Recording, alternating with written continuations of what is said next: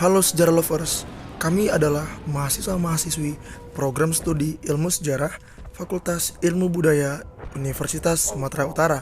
Dan pada kesempatan kali ini, kami akan memperlihatkan video presentasi kami dari kelompok 1 mata kuliah Sejarah Indonesia abad ke-16 sampai dengan abad yang ke-18 dengan topik Makassar, Bon, dan VOC pada abad 16 sampai dengan abad yang ke-18.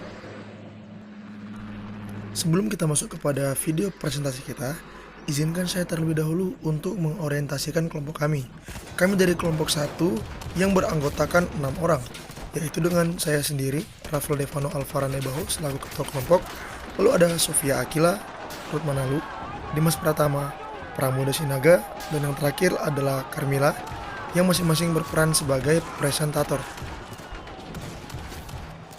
Baik, tanpa berlama-lama lagi, kita bakal langsung masuk ke inti videonya. Check this out. Ada kelompok 4 supaya mereka memulai presentasinya. Oke, jelas ya Rafael? Jelas, Kak. Bu. Oke. Nah, baiklah, waktu dan tempat saya persilakan kepada Rafael. Baik, terima kasih banyak kepada Ibu Dara yang telah memberikan kami waktu untuk dapat memulai presentasi ini. Assalamualaikum warahmatullahi wabarakatuh.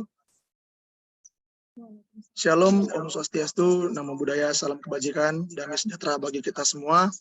Selamat pagi teman-teman, dan juga selamat pagi untuk Ibu pengampu mata kuliah Sejarah Indonesia abad 16 sampai dengan abad yang ke-18, Ibu Lestari Dara Cinta Utami Ginting SSMA. Dan juga pertama-tama kita panjatkan puji syukur kehadirat Tuhan Yang Maha Esa atas kasih karunia yang Ia berikan. Pada hari ini kita dapat melaksanakan kegiatan belajar mengajar kita secara daring. Semoga kita semua diberikan kesehatan. Sebelum kita masuk kepada pembahasan, izinkan saya untuk mengorientasikan kelompok kami. Kami berasal dari kelompok pertama dengan topik Makassar, Bon, dan juga VOC. Bersama saya Rafael Devano Alvara sebagai ketua kelompok, moderator, dan juga presentator pertama. Dan juga saya ditemani oleh rekan-rekan saya yang sangat luar biasa, Ruth Manalu, Sofia Akila, Dimas Pratama, Pramuda Sinaga, dan juga Carmila yang masing-masing berperan sebagai presentator. Oke, kita akan masuk kepada pembahasan, yaitu pertama mengenai latar belakang. Di sini kami menyediakan dua latar belakang, yaitu latar belakang singkat mengenai Kerajaan Makassar dan juga Kerajaan Bon. Saya akan mulai dari sejarah singkat Kerajaan Makassar. Sejarah Kerajaan Makassar bermula dari bersatunya dua kerajaan berbeda di tanah Sulawesi, yakni Kerajaan Goa dan Kerajaan Talo. Kerajaan Makassar juga bisa dikenal dengan Kerajaan Goa Talo atau Kesultanan Makassar. Sejarah Kerajaan Makassar tidak lepas dari permasalahan politik di masa lampau. Melansir repositori UIN Alauddin Makassar yang berjudul Politik Islami, Kerajaan Goa Talo terhadap tiga kerajaan Teluk Poke pada abad ke-17, Kerajaan Makassar terbentuk pada abad ke-16. Selanjutnya adalah sejarah singkat Kerajaan Bon. Kerajaan Bon adalah kerajaan Islam di Sulawesi Selatan yang didirikan oleh Manurungeri Matajang pada tahun 1330 Masehi. Kesultanan Bon berhasil mencapai puncak kejayaannya ketika masa pemerintahan Arung Palaka pada pertengahan abad ke-17 selama berkuasa. Arung Palaka berhasil memakmurkan rakyatnya dengan memaksimalkan potensi daerahnya yang beragam, seperti dalam bidang pertanian, perkebunan, dan kelautan. Setelah sempat menjadi salah satu kerajaan besar di Nusantara, Kerajaan Bon akhirnya takluk kepada Belanda pada tahun 1905. Selanjutnya kita akan mendengar topik kedua, yaitu hubungan Makassar, Bon, dan juga VOC yang akan disampaikan oleh presentator kita, Dimas Pratama. Kepada Dimas Pratama, waktu dan tempat saya persilakan. Baik, terima kasih kepada Rafael Devano yang telah memberikan waktunya untuk saya menjelaskan tentang hubungan Makassar dan Boni dan VOC, maaf. Kerajaan Boni dan Goa menjadi dua dari tiga kerajaan utama yang ada di Sulawesi Selatan yang disebut dengan Telu Boco Capagala. Ketika Bone melakukan perluasan wilayah ke arah selatan dan sedangkan Goa melakukan perluasan wilayah itu ke wilayah utara. Dalam melakukan perluasan wilayah, kedua kerajaan ini saling terlibat pergulatan atau pergeseran ataupun bisa disebut dengan konflik. Konflik tersebut terjadi secara diplomasi maupun militer. Dan pada awalnya perluasan wilayah tersebut diselesaikan dengan damai dan perjanjian. Peristiwa ini terjadi pada masa pemerintahan Bone yang keenam, yaitu Raja Laulio Botae. Perjanjian ini dinamakan dengan Sitotenga Sudange Lateriduni Ritimelate atau bersandingnya Sudang dan Letariduni di Ternate. Intinya, jika salah satu dari kerajaan tersebut menghadapi masalah, maka yang lain harus ikut menyelesaikan masalah tersebut. Setelah puluhan tahun terciptanya kedamaian di antara kedua belah kerajaan tersebut, salah satu pihak kerajaan melanggar perjanjian tersebut hingga sering terjadi pergesekan. Terima kasih.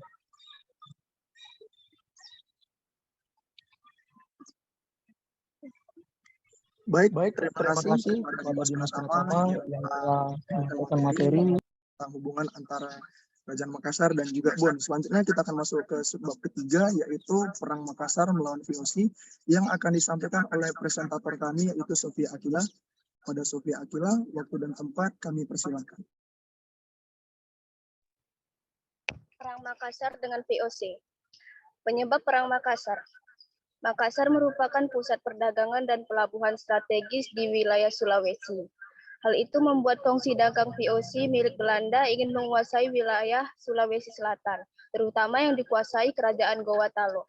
Beberapa kali VOC datang ke Kerajaan Goa Talo untuk berunding dan meminta diberikan hak monopoli.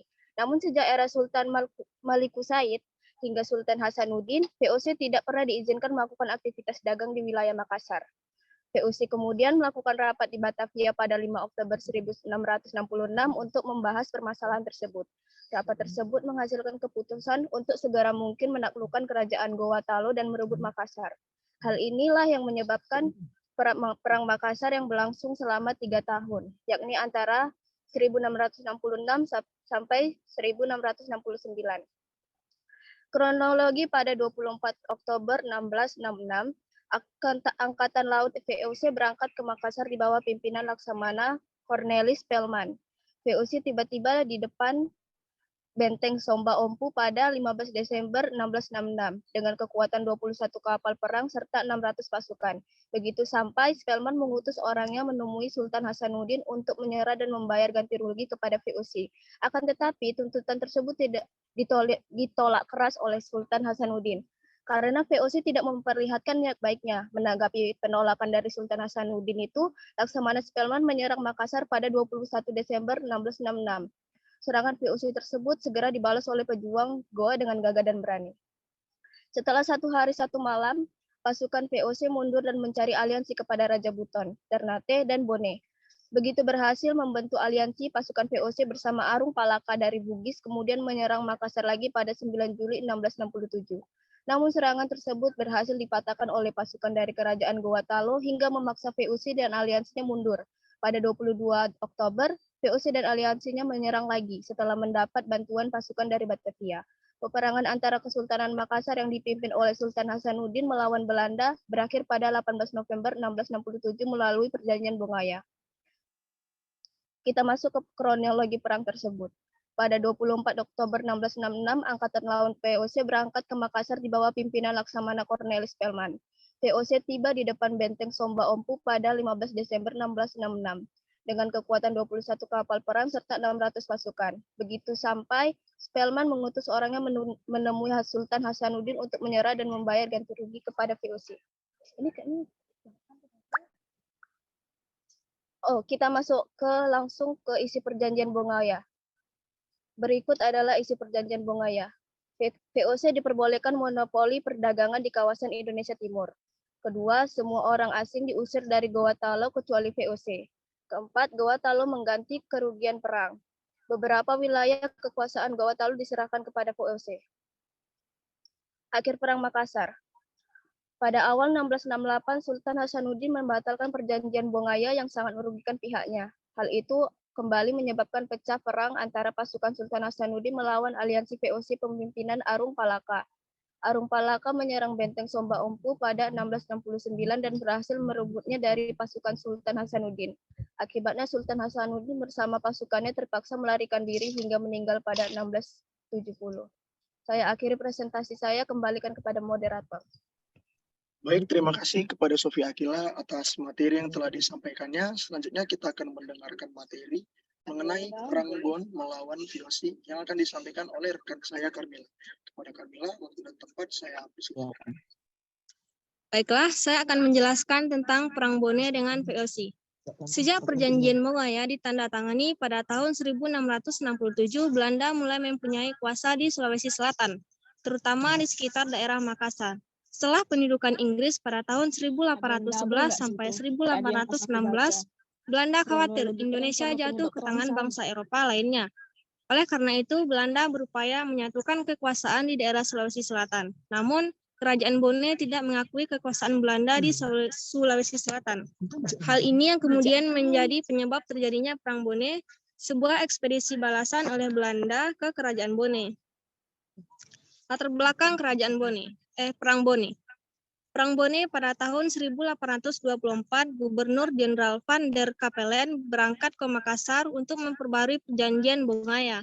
Menurut Van der Capellen, perjanjian itu tidak sesuai dengan sistem pemerintahan imperialismenya. Akan tetapi, Kerajaan Bone menentang pembaruan perjanjian Bongaya dengan tidak menghadiri pertemuan. Sikap ini mengisyaratkan bahwa Bone tidak mengakui kekuasaan Belanda di Sulawesi Selatan. Usaha Bone untuk mempengaruhi raja-raja yang lain untuk menentang kehadiran Belanda menjadi salah satu penyebab timbulnya peperangan antara Bone dan pemerintahan Hindia Belanda. Untuk menaklukkan Bone, Belanda harus melakukan 3 kali peperangan. Berikut peperangannya. Perang Bone I. Melihat situasi di Sulawesi Selatan, Van der Capellen kembali ke Batavia dan menyiapkan ekspedisi untuk menghukum Bone. Pada 15 Juli 1824, pasukan yang dipimpin oleh Letnan Kolonel Hubert Joseph Jean Lambert de Stures tiba di Ternate. Ekspedisi ini terdiri dari ratusan tentara dengan meriam. Perang ini dianggap tidak berhasil karena Bone dapat menghancurkan beberapa pos pertahanan Belanda di Pangkajene, Maros, dan Ternate. Serangan ini sempat mengelisahkan pemerintah Belanda di Makassar. Oleh karena itu, dikirimlah bala bantuan dari Batavia hingga daerah-daerah tersebut Bone dapat direbut kembali. Selanjutnya, Perang Bone II. Pada Perang Bone II yang berlangsung antara tahun 1825 hingga tahun 1835, Belanda melakukan tindakan-tindakan brutal. Jenderal Joseph van Gen melancarkan ekspedisi yang terdiri dari 4.000 orang dengan 7 kapal perang dan 3 perahu meriam. Perkampungan yang berada di Sinjai dibakar habis dan pasukan Belanda berhasil masuk ke ibu kota Bone. Namun Belanda gagal merebut pemerintahan karena raja dan pembesar-pembesar kerajaan telah meninggalkan ibu kota untuk mengungsi ke pedalaman. Perang Bone II baru berakhir setelah raja menandatangani gencatan senjata yang kemudian disusul dengan perjanjian damai. Selanjutnya Perang Bone III. Setelah Perang Bone II, Belanda masih terus merongrong hak dan kekuasaan Raja Bone yang dianggapnya sebagai lawan yang membahayakan. Di pihak lain, rakyat Bone berjuang untuk merebut kembali wilayah kerajaan yang dicaplok oleh Belanda. Kedua hal ini dianggap sebagai penyebab terjadinya Perang Bone III pada tahun 1859. Tokoh Perang Bone III adalah Letnan Jenderal Jan van Swieten yang pertama kali mendarat di Makassar pada November tahun 1859. Perang ketiga ini sangat dahsyat dan Belanda harus melakukan 2 kali agresi militer. Tadi 3 kan? Lanjutannya. Agresi pertama dapat dianggap gagal karena banyak serdadu Belanda yang tewas dan terpaksa menarik diri ke Makassar. Namun pada agresi kedua, Belanda berhasil memaksa Bone bertepuk lutut pada tahun 1860. Akhirnya, pada sebagian kecil dari wilayah kekuasaan Bone terdahulu dipinjamkan kepada raja untuk diperintah. Sementara wilayah lain yang sangat luas langsung berada di bawah kekuasaan gubernur Belanda. Raja Lapawawai Karaeng Sigeri yang berkuasa antara tahun 1895 hingga tahun 1905 melakukan perlawanan terakhir terhadap Belanda. Namun Lapawawai Karaeng Sigeri menyerah pada tahun 1905 dan sejak saat itu Perang Bone secara resmi berada di bawah kekuasaan pemerintah Belanda. Terima kasih.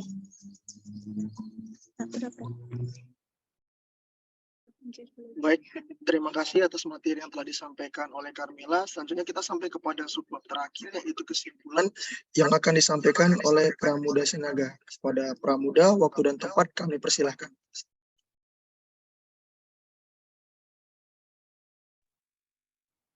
Kesimpulan. Perang Makassar dan Bone dengan VOC pada abad ke-17 di wilayah Sulawesi Selatan, Indonesia, terdapat beberapa faktor yang menjadi penyebab terjadinya konflik tersebut. Antara lain, yang pertama, ambisi VOC untuk menguasai perdagangan rempah-rempah di wilayah Sulawesi Selatan. Yang kedua, yaitu kebijakan VOC yang memonopoli perdagangan rempah-rempah dan merugikan pedagang lokal. Ketiga, adanya perlawanan rakyat Sulawesi Selatan terhadap dominasi dan eksploitasi yang dilakukan oleh VOC. Akibat dari perang ini, VOC berhasil menguasai wilayah-wilayah penting di Sulawesi Selatan seperti Fort Rotterdam dan Fort Sombaopu. Sementara itu, masyarakat Sulawesi Selatan juga mengalami kerugian yang cukup besar, termasuk hilangnya kemerdekaan politik dan ekonomi. Meskipun VOC berhasil meraih kemenangan dalam konflik ini, namun perang ini menunjukkan bahwa adanya perlawanan rakyat lokal terhadap penjajahan dan eksploitasi yang dilakukan oleh kekuatan kolonial asing. Perang ini juga memberikan pengaruh yang signifikan dalam sejarah perjuangan kemerdekaan Indonesia. Sekian dari saya, terima kasih. Baik, kita telah mendengarkan kesimpulan yang disampaikan oleh Pramuda Sinaga. Selanjutnya, sebelum kita akan menutup presentasi kita akan membuka sesi tanya jawab dan kami akan membatasi pertanyaan berjumlah 5 pertanyaan. Untuk itu, kita akan segera membuka sesi tanya jawab. Bagi yang ingin bertanya, boleh mengangkat tangan. Siapa?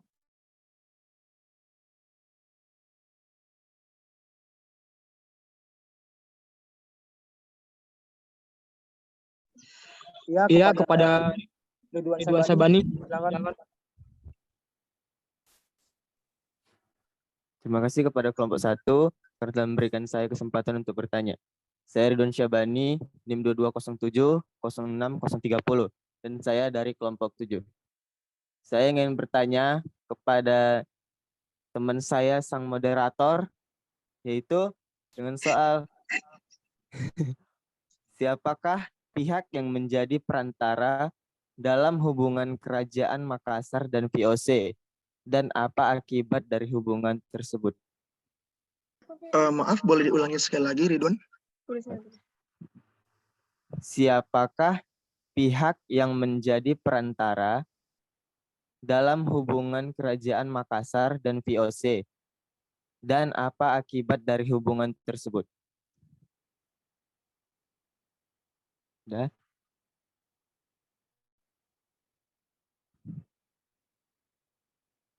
Baik, terima kasih kepada Ridwan atas pertanyaannya. Selanjutnya kita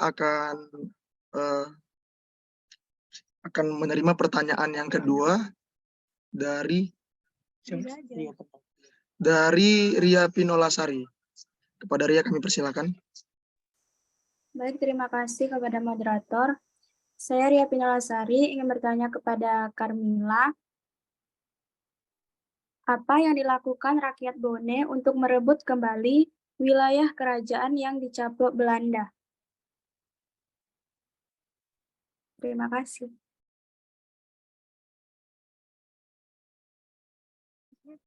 Maaf, boleh diulangi lagi Ria pertanyaan tadi? Nanti saya tulis di ini.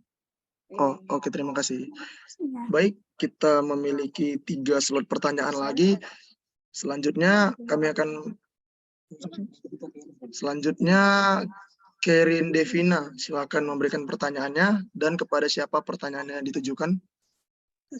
Baik, terima kasih kepada moderator karena telah memberikan saya kesempatan untuk bertanya. Pertanyaannya saya tujukan kepada Sofia. Tadi kan ada tentang isi perjanjian Bongaya. Terus ada poin tentang semua orang diusir dari Goa Talo kecuali VOC. Nah, semua orang asingnya itu siapa dan kenapa dia diusir gitu? Terus kenapa VOC juga nggak diusir sekalian gitu? Dengar nggak sih? Nanti kirim saja kalau enggak ya pertanyaannya. Oke, terima kasih Kerin. Iya, sama-sama. Baik, terima kasih atas pertanyaan yang telah diberikan kepada Kerin. Sekarang kita akan menangkap 2 pertanyaan lagi. Selanjutnya kepada Fahmi Ramadan kami persilakan. Baik, terima kasih atas kesempatannya. Nama saya Fahmi Ramadan dengan NIM 22070631 dari kelompok 7. Ingin bertanya kepada Dimas Pratama.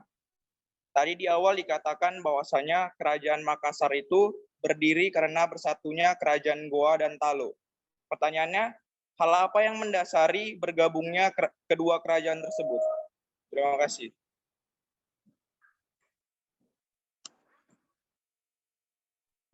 Maaf Fahmi, tadi pertanyaan ditujukan ke siapa? Kepada Dimas Pratama. Oke, terima kasih Fahmi. Selanjutnya pertanyaan terakhir, kita akan memberikan waktu dan kesempatan kepada siapa?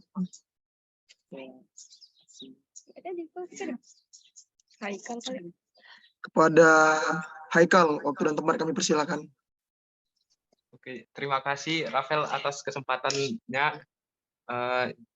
Jadi pertanyaannya itu, apa yang menjadikan Bone begitu kuat pada Perang Bone ketiga yang membuat Belanda melakukan agresi militer hingga 2 kali? Mungkin itu aja.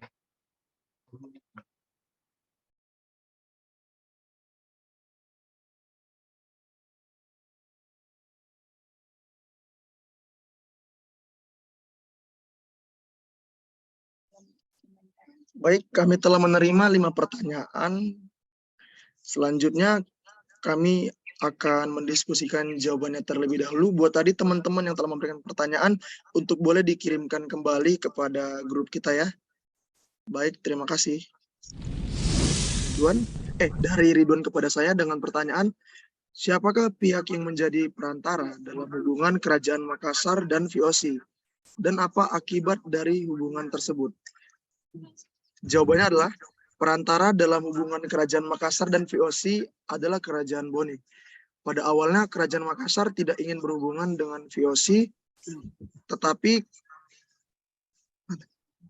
Kerajaan Bone berhasil mempertemukan kedua pihak dan menjalin hubungan dagang yang menguntungkan bagi keduanya.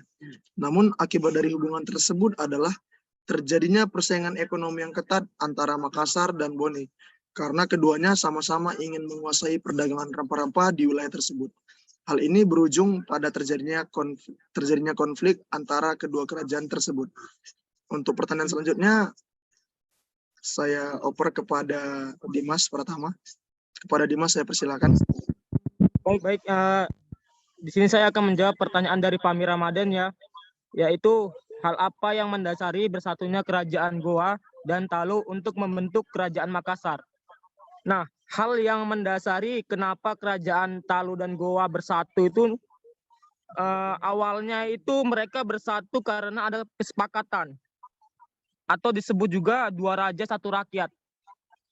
Nah, itu pada tahun 1565. Hal tersebut dikarenakan kedua putra kerajaan tersebut sama-sama ingin berkuasa Jadi dapat kita simpulkan bahwasanya kerajaan Goa dan Talo itu membentuk kerajaan Makassar karena kedua putra sama-sama ingin berkuasa. Terima kasih. Baik, terima kasih kepada Mas yang telah menjawab pertanyaan. Selanjutnya akan saya oper kepada silakan. Baiklah, saya akan menjawab pertanyaan dari Ria Pinolasari. Pertanyaannya, apa yang dilakukan rakyat Bone untuk merebut kembali wilayah kerajaan yang dicaplok oleh Belanda? Jawabannya yaitu, jadi untuk merebut kembali wilayahnya dari VOC, jelas Bone melakukan penyerangan kepada Belanda yang dilaksanakan pada Perang Bone III yang berakhir pada tanggal 16 Oktober sampai 3 November. Namun sayang sekali di sana Bone berakhir kalah. Terima kasih. Baik, terima kasih kepada Carmela yang telah menjawab pertanyaan. Selanjutnya akan saya oper kepada Sofia. Waktu dan tempat saya persilakan. Jadi saya akan menjawab pertanyaan dari Kerin, yaitu tentang perjanjian Bongaya yang poinnya tentang semua orang asing diusir dari Goa Talo kecuali VOC. Nah, orang asing yang diusir dari situ bangsa siapa dan kenapa? Mereka diusir dari Goa Talo, tapi VOC nggak diusir, itu kenapa ya? Jadi jawabannya, semua orang asing yang diusir dari Goa Talo itu adalah seluruh orang Portugis dan Inggris. Mereka diusir dari Makassar dan nggak boleh diterima tinggal di sana lagi. Bahkan mereka nggak boleh melakukan perdagangan di Makassar. Hanya kompenilah yang boleh berdagang di Makassar. Semua orang asing yang melanggar akan dihukum oleh barangnya akan disita oleh kompeni. Lalu kenapa nggak VOC aja yang diusir? Karena VOC sendiri yang membuat perjanjian Bongaya itu dengan Makassar. Jadi itulah mengapa. Saya sampaikan ke moderator.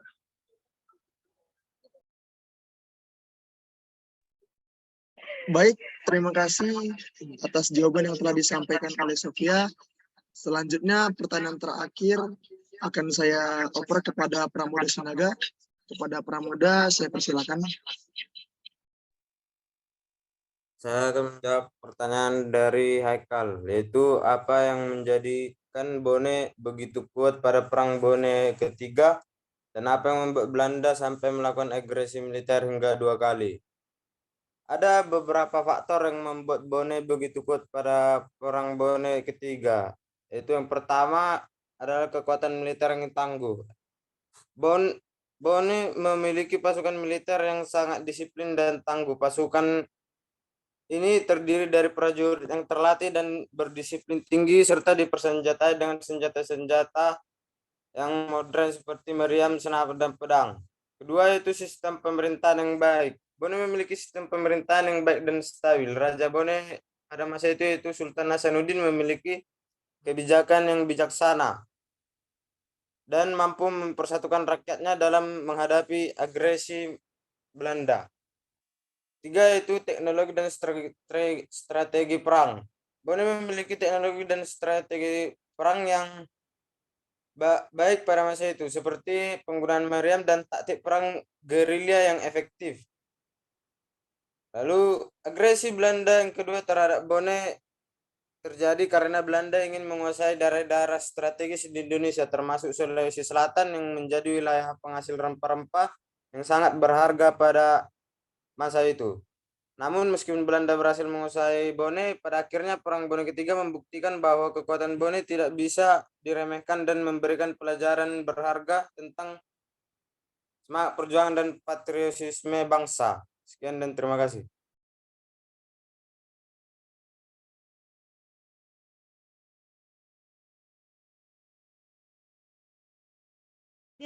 Baik, terima kasih atas jawaban yang telah diberikan oleh Pramoda Sinaga. Kita telah mendengarkan tadi fase pembahasan dan juga fase tanya jawab dari kelompok 1. Untuk itu kami akan menutup presentasi ini. Kami ucapkan terima kasih dan selamat pagi. Kami kembalikan kepada Ibu dosen, Ibu Dara. Terima kasih.